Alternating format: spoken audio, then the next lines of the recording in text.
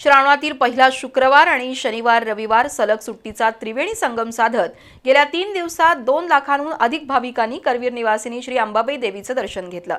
यामुळे कोल्हापूर हाऊसफुल झाल्याचं दिसून आलं। पर्यटक भाविकांनी श्री अंबाबाई देवी दर्शनाबरोबरच पर्यटनाचाही आनंद लुटला। हिंदू धर्मियांच्या दृष्टीने श्रावण मास अत्यंत पवित्र मानला जातो। श्रावण मासी हर्षमानसी असंच वर्णन या महिन्याचं केलं जातं। 13 ऑगस्टपासून श्रावण महिना सुरू झालाय, त्यामुळे श्रावणातील पहिल्या शुक्रवारी भाविकांमध्ये अधिक श्रद्धाभाव असतो। या पाठोपाठ शनिवार आणि रविवारची सुट्टी जोडून आल्यानं पर्यटक भाविकांची पावलं कोल्हापूरकडे वळली होती।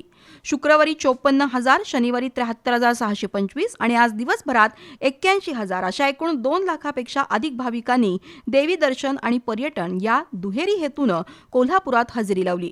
त्यामुळे गेले 3 दिवस पर्यटकांच्या गर्दीनं कोल्हापूर शहर गजबजलेलं दिसून आलं।